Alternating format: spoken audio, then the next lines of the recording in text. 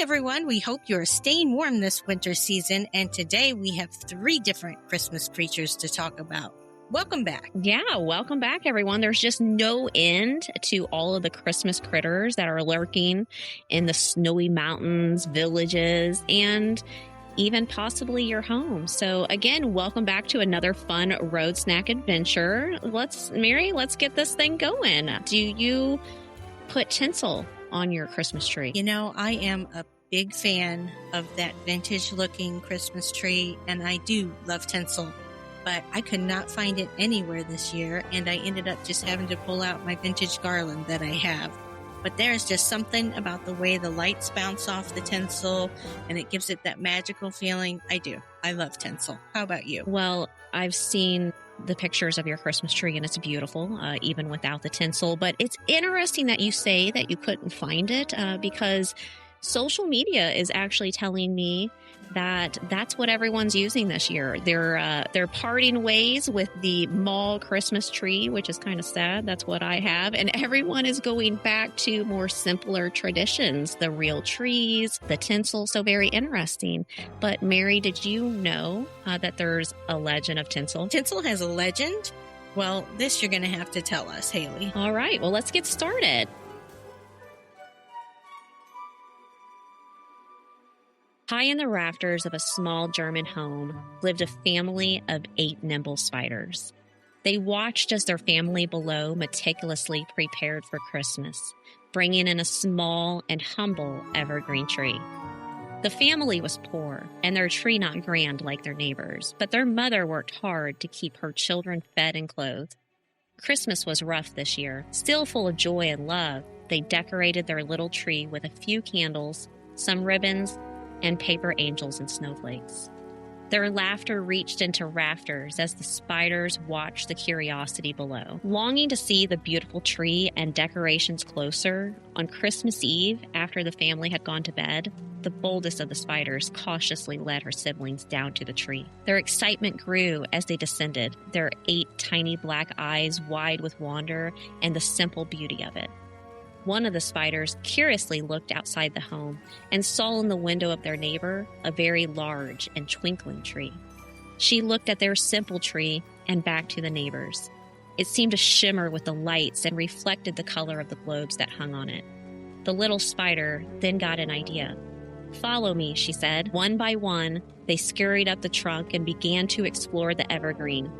Joy filled their little bodies as they explored every branch, up, down, and across, leaving a trail of fine, iridescent, silky webs in their wake. They were so busy having fun in the evergreen that by the time dawn approached, the entire tree was covered in sticky, fine cobwebs. In the early morning, before the family awoke, Santa Claus came. He saw the beautiful tree now draped entirely in dull cobwebs. He smiled, understanding the spider's innocent desire to participate in the holiday, but knew the mother of the house would be heartbroken to find her tree covered in simple spider webs. With a gentle touch and a benevolent smile, Santa transformed the cobwebs. As the first rays of morning light hit the tree, every single strand of web miraculously turned into a shimmering strand of gold and silver tinsel. The tree sparkled and shone more brightly than ever before. The family awoke and rushed downstairs, their eyes widening at the dazzling sight. There, hanging on their shimmering tree, was a fragile and most beautiful glass ornament, shaped like a spider. From that day on, to remember the kindness of the spiders and the wonder of that Christmas Eve, people began hanging tinsel and a spider ornament on their trees, ensuring good luck and a reminder that even the humblest of creatures deserve to share in the Christmas joy. What do you think, Mary? Do you still love tinsel? You know, Haley, I think I love it even more now. That is a fun legend. I wonder just how many people know this story. and actually have a little spider ornament hanging on their trees. I don't know. I would definitely put a little spider ornament up on the tree. I love the idea of a tree decorated with simple ornaments and handmade things. I know we did that a lot when the kids were smaller. And yeah, again, I'm not sure about spiders helping me out, but the legend says that if you find a real spider or a spider web on your Christmas tree, it's actually considered very good luck to this day. So maybe I'd be willing to look the other way for one tiny, very small spider. I don't mind spiders as long as they stay where I can see them. Don't be going where I can't see you. I hate it when you're laying in bed and you see one up on the ceiling and then it's gone. Ugh, I hate that. I haven't found a spider or a web on my tree yet either. But the season's still young. But goodness, Haley, isn't Christmas weird? The more we dig into these legends and creatures, the stranger it gets. I mean, we've got spiders in our trees. And if that was a little creepy for you, how about carrying around a horse skull while you go a wassailing? I'm just going to have to ask, what is wassailing? Well, wassailing is an ancient English winter tradition of visiting homes or large communities where you combine caroling, drinking, and dancing. Wassail is a spiced cider or ale, and you would wish good health to those around you and a bountiful harvest by toasting wassail, meaning healthy. I don't even know if I said that right. But when you run it all together, it sounds like wassail. And so that's how it started.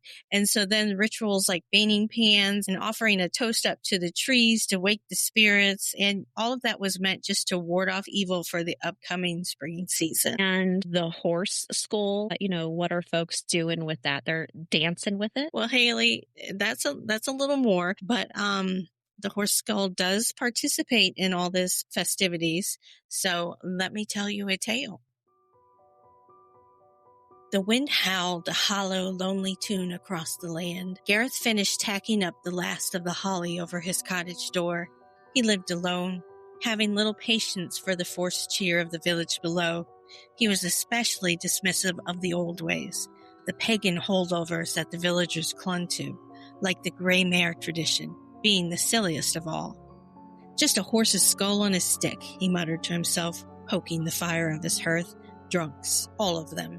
As midnight approached, a profound quiet fell over the mountain. The usual biting wind simply stopped. In the sudden, heavy silence, Gareth heard a sound that chilled him to the bone.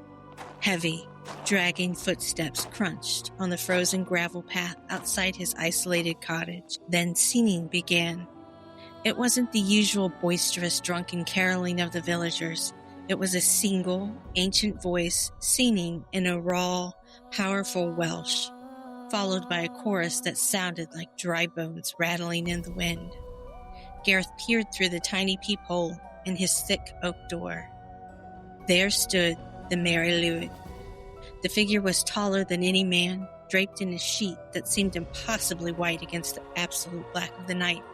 Ribbons hung limply, unmoving in the dead air. Where eyes should have been were two burning embers that glowed with an internal hungry light. The long, skeletal jaw hung open. The punko began. The voice outside demanded entry, not with a cheerful request, but with a series of ancient, threatening rhymes that spoke of the cold earth and the hungry dead. Gareth felt primal fear seize him. The rules of the punko required a response. A battle of wits to keep the darkness out. He tried to shout a refusal, a simple rhyme from the village songs, but his throat was dry. He managed a weak couplet about the warmth of his fire and the lateness of the hour.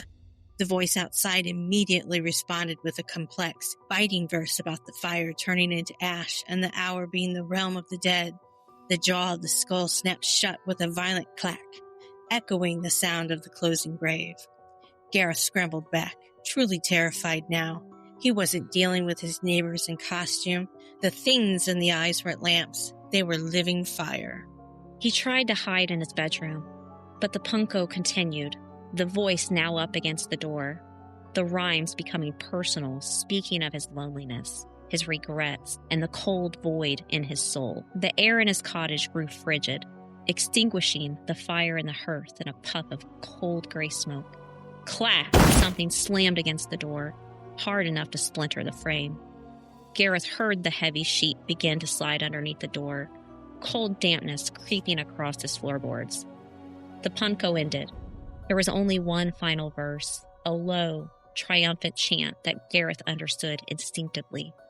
Mary Lwyd was not asking for entry anymore, but claiming him. The ancient gray mare was here for the gray mare of his soul. The coldness he nurtured every winter, the loneliness he had foolishly mistaken for peace. It betrayed him. The door burst open. The glowing embers fixed on him from the darkness of the doorway. The jaw opened wide, wider than any horse's jaw should, revealing only shadow and the sound of rattling bones. Mary Lwyd stepped inside, bringing the crushing cold of the winter and ready to lead Gareth home. Haley, how about this tradition? Weird or weird? Definitely on the side of weirder, but why a horse skull? Well, the origins of the horse skull are as confusing as carrying around one while drinking and having an epic rap battle with your neighbors. While some claim that the horse signifies the pale horse in the Bible, so death or the underworld, other traditions say it's a connection to the nativity. And I don't know about this one. But they say a pregnant horse was sent out to the stables when Mary arrived to have Jesus, and the horse spent dark days roaming the land trying to find somewhere to have her new foal. And many Mary Lwyd fans believe the character came from pagan origins rather than this nativity theory. But there's definitely something timelessly terrifying about it. Yeah, so you, hypothetically speaking, you would grab a group of friends, get some wassail, grab a horse skull, put it on a pole, wrap it in a sheet, and decorate it with some ribbons and garlands. And then after that, you set off through town singing and just having a great time. Sounds like a kind of a weird Christmas parade in kind of a dark town, Mary. Pretty much, but that is celebrated all over in Europe. And the punko, that's an exchange of rude rhymes with the person who lives there. It's like a singing battle of the wits type of thing. And the goal is to gain entry into the house. And if the homeowner was unable to come back at you with a better rhyme or a better dance, then the people standing on the doorstep with the Mary Lwyd win, and they get to come into the house and they get to have more refreshments, and then good luck is granted to the homeowner, and then everybody from that home joins the group and they all go down to the next one. So it's just a strong example of Welsh heritage bringing the community together with music, mystery, and mischief, all this while during the dark winter months. So when do people pick up the horse skull and just start wassailing each other? Smack dab during the end of the Christmas season between Christmas Day, December 25th, and the 12th night of Christmas, January 6th. But sometimes they extend it a little bit into January 13th if they're having a good time. So you want to throw down, Haley? You want to go get a little punk cow action happening? I am certainly 100% sure that I am fresh out of horse skulls. Dang it, Haley. I know. I'm a big disappointment in the spare skulls laying around apartment. But to be fair, how many people do? Any of our listeners, if you have a horse skull, definitely shoot me a message. I'll stand corrected. Well, Haley, if you don't celebrate the Mary Lwyd Festival and you don't live in a desert state, I'd say not many of us have a horse skull laying around. But wait, actually, desert states, those might be cow skulls that they have laying around. So yeah, got me there. Not many people would have one. Okay. All right. Well, let's get back on track here. This one is a true cryptid. I've never heard of it, and there's not much information on it, but prepare yourselves for the Drekavac. The dense, fog-choked forest bordering the remote Serbian village. The name Drekavac was whispered with the same trepidation as a prayer for the dead. It was a beast born of unburied children's souls, destined to roam the earth, crying in a sound that mimicked both a wailing infant and the shriek of a wild cat. The elders warned the young men to never linger in the woods after dusk. Its shadow is long and its voice will pierce your heart, they would say, while tracing a protective cross over their hearts. Most of the younger generation dismissed these as old world superstitions, tales to scare. Luca was one who didn't believe in the tales his grandpa told him. Luca often worked late in the forest, gathering wood by the light of the moon to sell at the Christmas market. One crisp winter evening, having stayed out later than usual, he began his walk home. His axe hooked to his belt, wood piled on the sled he pulled. The air grew unnaturally still. The usual chorus of crickets and rustling trees ceased. A heavy silence descended, pressing against his ears. The air grew colder. Then he heard it, a faint, pathetic whimpering, barely audible over the crunch of his boots.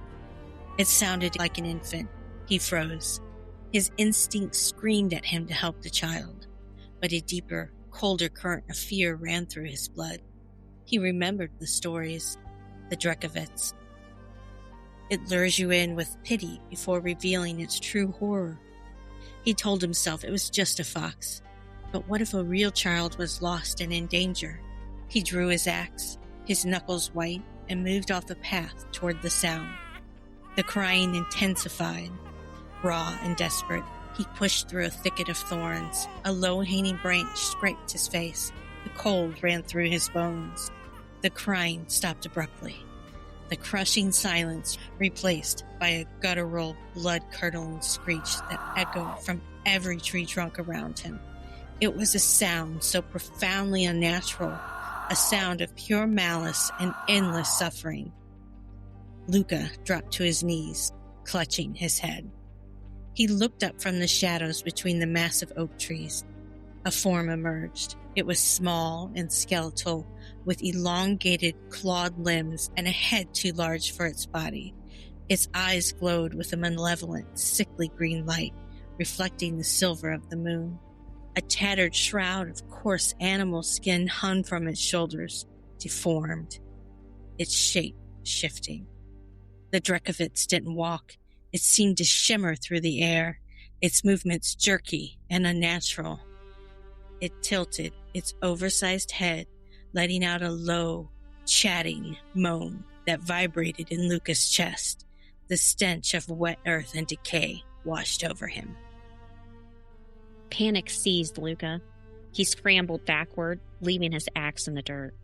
He turned and ran as he'd never run before, the chilling shrieks of the creature chasing him like physical blows. The beast did not pursue him in a sprint, but seemed to glide effortlessly, always just behind him, its cry shifting again.